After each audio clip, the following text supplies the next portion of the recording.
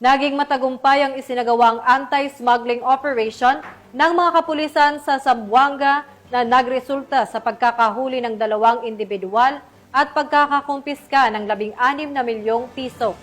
Ang kabuuan ng balita mula kay Patrolwoman Joyce Franco.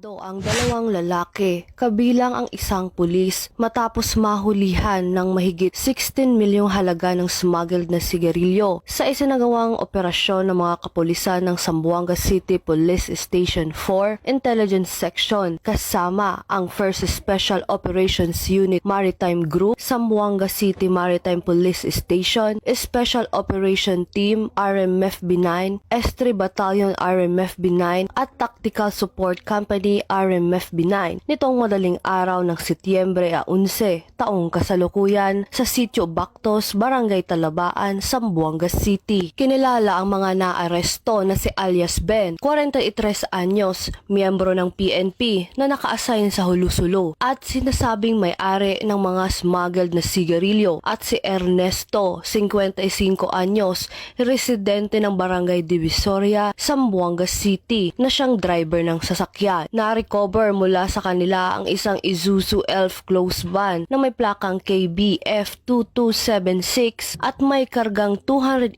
master cases ng iba't ibang brand ng sigarilyo na tinatayang nagkakahalaga ng 16,158,600 pesos. Ang mga sospek ay kasalukuyang nasa kustudiya ng Zamboanga City Police Station 4 habang ang nakumpiskang kontrabando at sasakyan ay isinailalim na sa Bureau of Customs para sa wastong disposisyon. Pinuri ni Police Brigadier General Eliezer P. Mata, Regional Director ng Police Regional Office 9, ang matagumpay na operasyon laban sa smuggling at binigyan diin ang kahalagahan ng pagpapatuloy ng mga hakbang kontra iligal na kalakalan sa rehiyon. Ayon kay Police Brigadier General Mata, malinaw na ipinapakita ng operasyon ang matatag na paninindigan ng kapulisan na protektahan ang maritime borders at pigilan ang pagpasok ng mga smuggled goods na nakakasama sa mga ekonomiya at lehitimong kalakalan ng bansa. Patuloy ang investigasyon upang alamin ang lawak ng operasyon ng smuggling at ang posibleng pagkakasangkot ng ibang pang personalidad sa naturang iligal na aktibidad.